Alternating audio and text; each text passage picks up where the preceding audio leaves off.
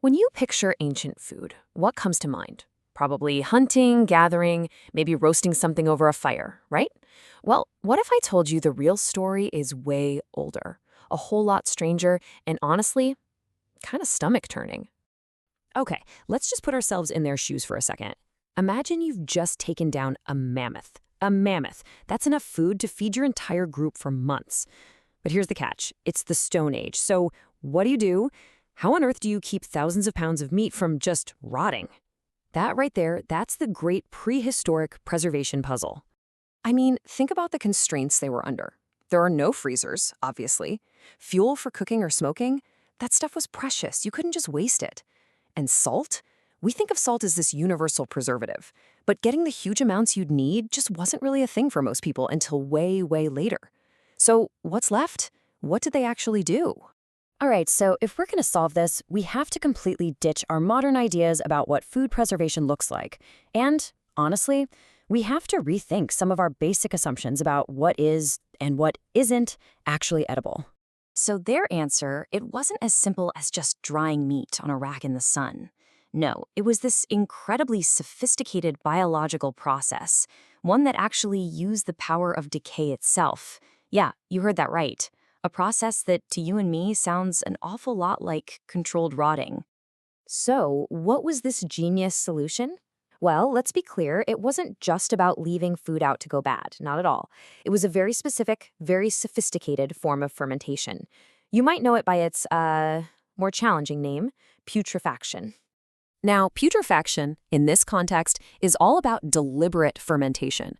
It's basically letting very specific, helpful bacteria pre-digest the food for you. Think about it. This process does what our own stomachs would do, but it does it outside the body, before we eat. It breaks down all the tough proteins and fats, and, crucially, it makes the food totally safe to store for months, sometimes even longer. Okay, this is the most important thing to get. What our ancestors were doing is totally different from, finding that mystery container on the back of your fridge. Putrefaction is what's called an anaerobic process. That means it happens without oxygen. So think burying meat in a pit or sinking it in a bog. Spoilage or rancidity happens when fats are exposed to oxygen. One process gives you safe preserved food, the other gives you toxic, gross food. And they absolutely knew the difference, even if they couldn't tell you about the microbiology behind it. And the tiny heroes of this whole story? They're called lactic acid bacteria, or LAB for short. These little guys make it all happen. They create this acidic environment that acts like a microscopic security force, warding off all the dangerous pathogens like botulism. They also stop the fats from going rancid, and, get this, they even create and preserve vitamins that would normally get completely destroyed by cooking. Now, I know this might sound like some pretty wild theory, but the evidence for it is actually overwhelming. We have centuries of first-hand accounts from explorers and ethnographers who saw these practices, and let's just say they were a little shocked by what they found. Just listen to this incredible account from an explorer named Samuel Hearne way back in the 18th century. He's describing this dish where the half-digested contents of a deer's stomach are mixed with blood and then deliberately hung up to ferment. I mean, wow, this wasn't some accident or something they ate because they were starving. This was intentional. This was cuisine. And this next one really shows you how different their whole perspective was. An Inuit guide is just overjoyed to find a seal he'd stored away. And to the Western explorer, it's horrifically decayed, crawling with maggots. But to him, the smell is very good. The decay is a sign that it's perfectly ready to eat. The maggots, the smell, those aren't signs of spoilage. They're signs of a delicacy that has been perfectly aged. And this last quote really drives it home. The explorer Knud Rasmussen is watching in horror as his companions are just scooping up handfuls of maggots and eating them with relish. And they say, what are these maggots but live caribou meat? They taste just the same. Think about that logic. It's almost impossible for our brains to process, but for them, it was totally natural. So the big question is, why? Why would they eat this way? Well, the answer, believe it or not, can be summed up in one single powerful number: 0. 0. That's how many native Arctic inhabitants ever got scurvy while eating their traditional foods. Meanwhile, European explorers sailing through the same areas, they were dropping like flies from the disease because they insisted on cooking all their meat.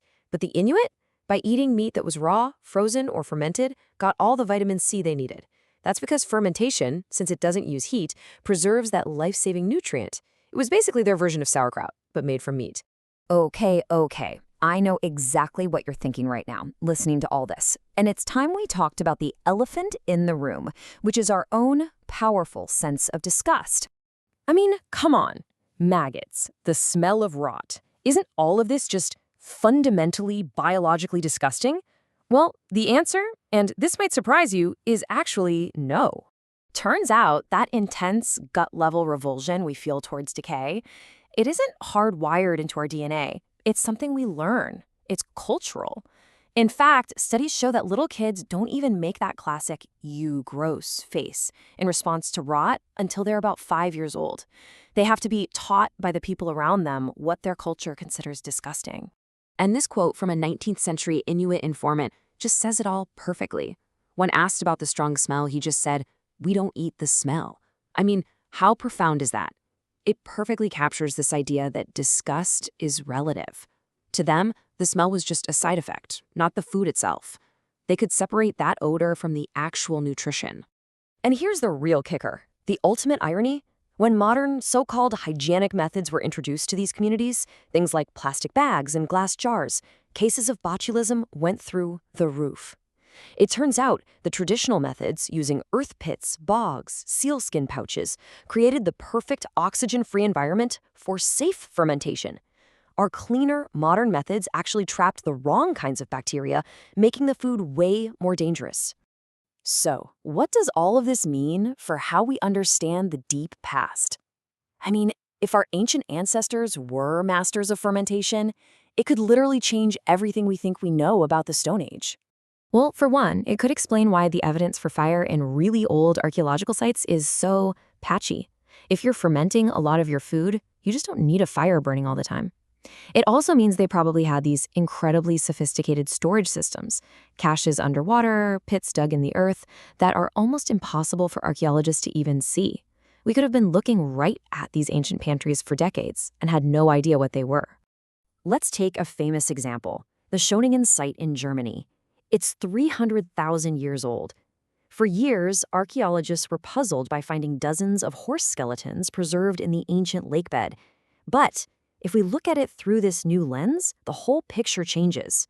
Were they looking at just a kill site? Or were they looking at a massive 300,000-year-old underwater pantry, a place where meat was being safely stored for later? And really, that leaves us with this one big thought. We always look at the past through the filter of our own modern culture, right? Through our own senses and our own ideas of what's acceptable. If something as basic, as primal as disgust can just be a cultural bias, what other truths about our ancient past are just our own biases in disguise? What else have we been missing all this time simply because we couldn't stomach the answer?